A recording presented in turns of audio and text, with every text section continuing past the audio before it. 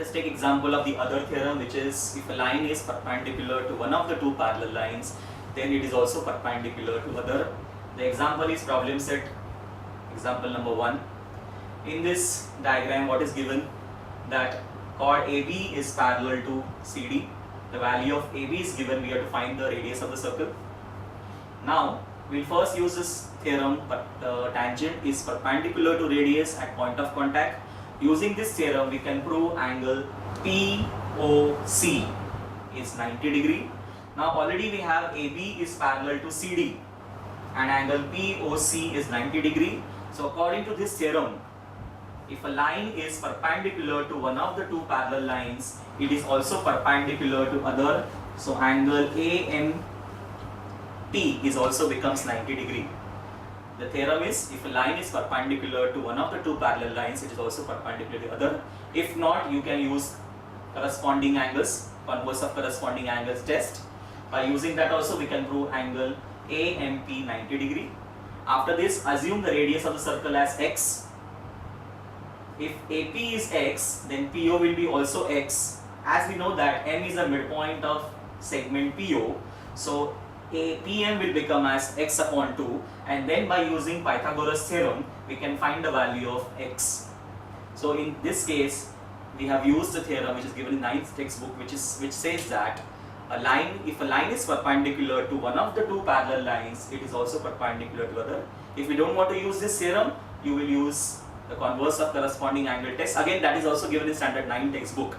So it is very important that you make sure you go to the standard 9 textbook and make sure that your all doubts are clear before you start studying the standard 10 textbook. Okay, let us study a few more examples from problem set. We have problem set sum number 7, in which we have quadrilateral ABCD is a cyclic and angle ABC is congruent to angle BCD. We have to prove two things. One is seg AD is parallel to BC, and second thing is side DC is congruent to side AB. Now your construction is draw segment BD. Now here we are going to use one of the theorems from standard 9 textbook, which says that in same circle the congruent arcs have congruent chords. First we'll prove AD is parallel to BC by using interior angle test. Again, you have learned in standard 9 textbook. You can see over here quadrilateral ABCD is a cyclic quadrilateral, and the theorem which is given in your textbook says that in cyclic quadrilateral opposite angles are supplementary. So we have angle ABC plus angle ADC is equal to 180 degree. At the same time, we have angle ABC is congruent to angle BDC. So what do we get here? We get major angle BCD plus major angle ADC is equal to 180 degree. Now these two angles are interior angles, and the interior angles are supplementary. The AD and BC will become parallel by interior angle test. Okay. So first we'll prove AD is parallel to BC. After proving AD is parallel to BC by using interior angle test, now we are going to use again the theorem which is given in standard 9. That is nothing but segment AD is parallel to BC, and if your transversal is AD, then angle ADB is congruent to angle CBD. These are alternate angles, or you can write converse of alternate angle test or parallel lines AD, BC and transversal BD. After proving these two angles congruent, we will use theorem which is given in standard 10 textbook, that is inscribe angle theorem. Angle ADB is equal to half of major arc AB, and angle CBD is equal to half of major arc DC. These are inscribe angle theorem.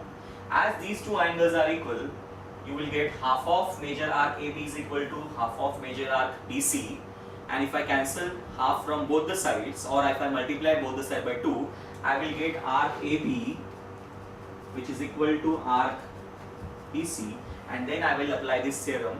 If in the same circle, if arcs are congruent, then their corresponding chords are also congruent. So if arc AB is equal to arc DC, then using this theorem we will get AB is equal to DC. The reason, in same circle congruent chords have congruent arcs. In other example that is given in the problem set, which is sum number 21, in which we are going to use two theorems. One is the midpoint theorem, and the other property which is given in textbook, that is in the right angle triangle, median drawn to hypotenuse is half of the hypotenuse. As you can see in the diagram, P, Q, R are the midpoints of sides AB, AC and BC respectively. We have to prove that quadrilateral quadrilateral PQRS is a cyclic. First we'll use midpoint theorem. In triangle ABC, P is the midpoint of AB, Q is the midpoint of AC. So by midpoint theorem, we will get PQ is equal to half of BC, and we will get PQ is parallel to BC. Now, in quadrilateral PBRQ, we have PQ is parallel to BR. At the same time, PQ is half of BC, which is nothing but half of BC is BR. So we get PQ is equal to BR. Therefore, quadrilateral PBRQ will become a parallelogram if the reason is if one pair of opposite sides are parallel and congruent, then the quadrilateral is a parallelogram. After proving this quadrilateral as a parallelogram, we will write that opposite angles of parallelogram are congruent. So you have angle B is congruent to angle Q. Then in triangle ASB, angle ASB is 90 degree and segment SP is median to hypotenuse AB. So we can use this theorem in right angle triangle. Median drawn to hypotenuse is half of the hypotenuse. We will get SP is equal to half of AB. Now half of AB is nothing but PB. So what we get is PB is equal to PS, and if PB is equal to PS, the triangle PBS will become a isosceles triangle, and according to isosceles triangle theorem, we will get angle PBS is congruent to angle PSB. Right? So here is a good example that we have used both the theorems of midpoint theorem, and in right angle triangle, the median drawn to hypotenuse is half of the hypotenuse. Now, after this, we know that angle PSB is the exterior angle of quadrilateral PQRS. Now, we know that angle PBS is congruent to angle PQR, but PBS is congruent to PSB. So what do we get is PSB is congruent to PQR. Okay.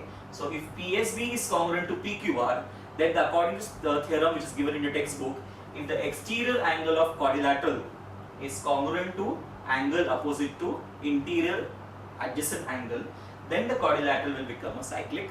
So using that theorem, we can prove quadrilateral PQRS as a cyclic quadrilateral. Okay, now from all these examples, we can conclude that before you start studying the circle lesson of standard 10 or even the similarity, make sure your 9th standard basics are pretty much clear. If not, you go back to standard 9 textbook. Now after this, in the next lecture, we are going to see what are the mistakes done by the students in respect to the lesson circle. So I'm sure that you are not going to make those mistakes in exam when you're writing the answers, or when you are going to appear for your SSC examination.